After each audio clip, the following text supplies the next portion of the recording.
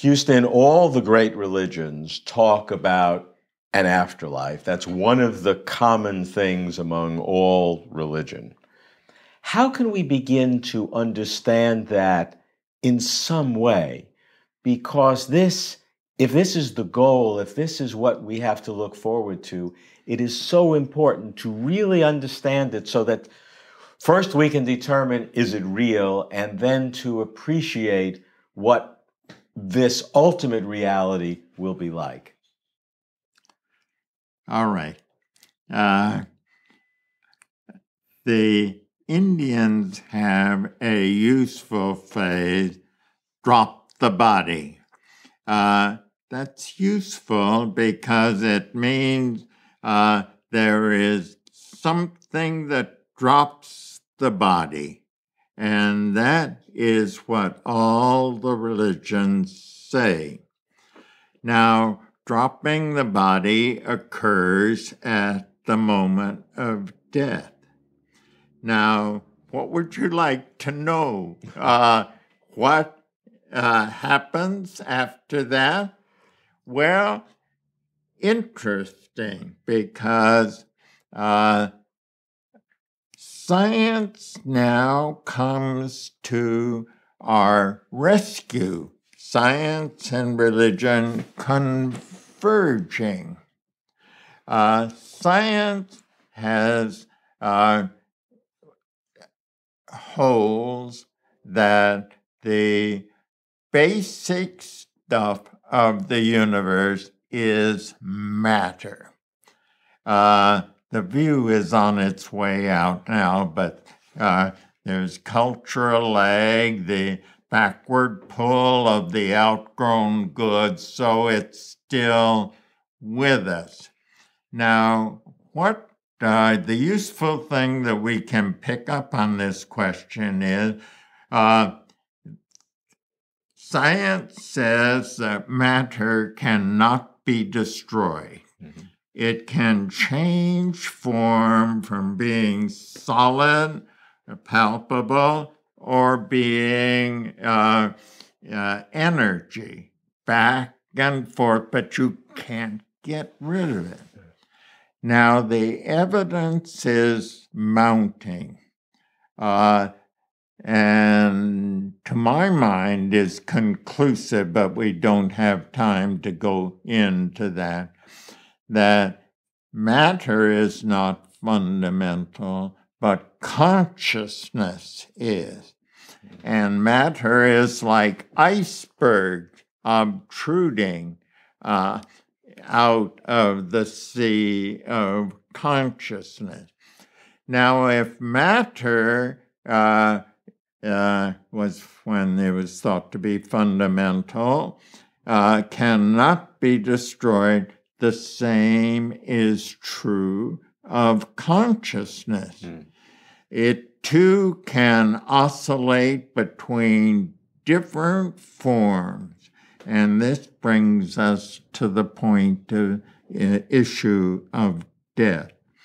We know what our consciousness is like. At least we experience it. We can't explain it, but we can experience it. What will it be when we drop our body?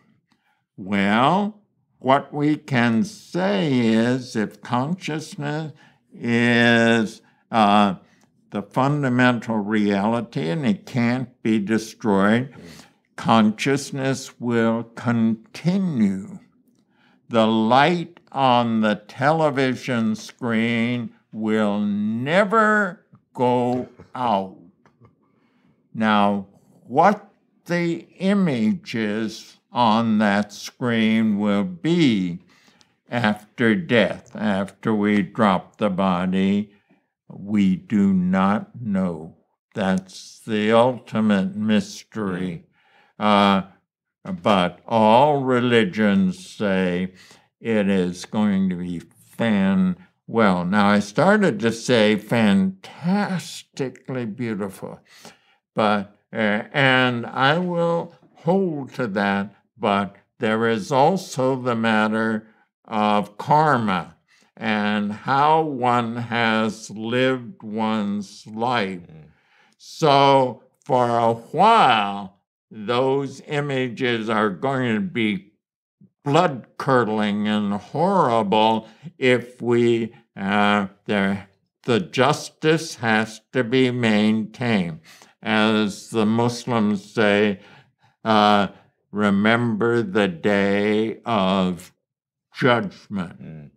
You know, we in our largely secular society, we just refer to the phrase, but I have a friend who married a Muslim and went to live for 30 years in Cairo, and when she went back, she took a taxi from the airport and knew the man at the end of the ride was charging her exorbitantly, and she said in her flawless Arabic, "Okay, I know you're cheating me, but you're not going to back down. I'm tired, so I'll pay you what. But remember the day of judgment." Oh, the day of judgment. Here, the ride is free. I mean, it was real to them.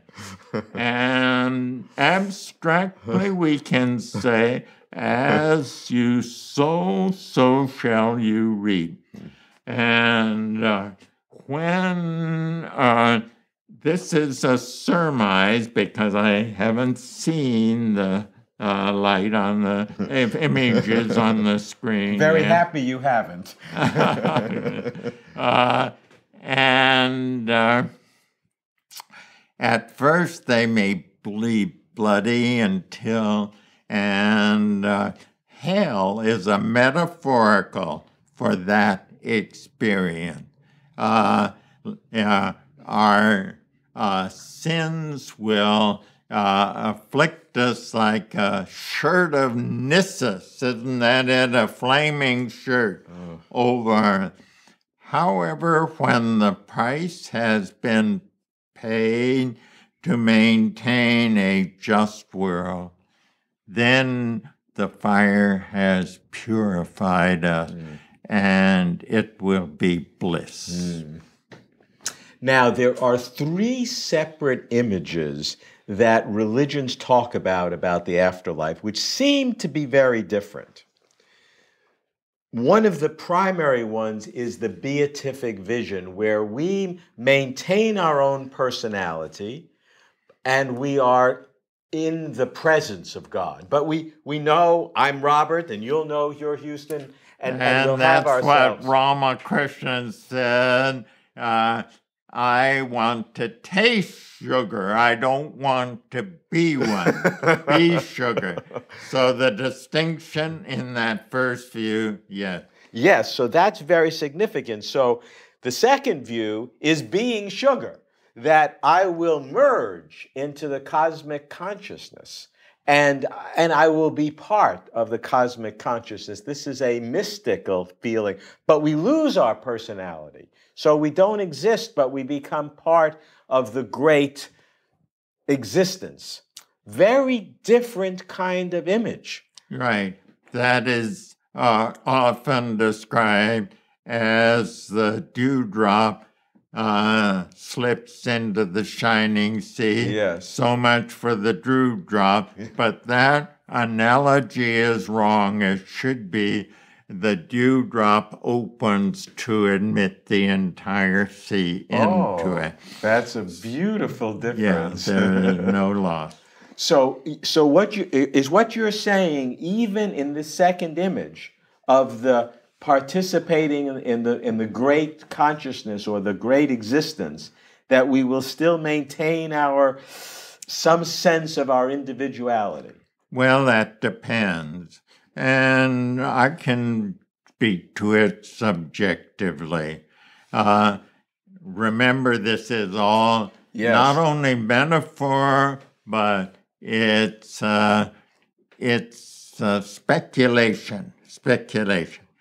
I can put it this way, that when my dewdrop enters into the shining sea, it will have some form, and I will remember my family that I have left and my friends.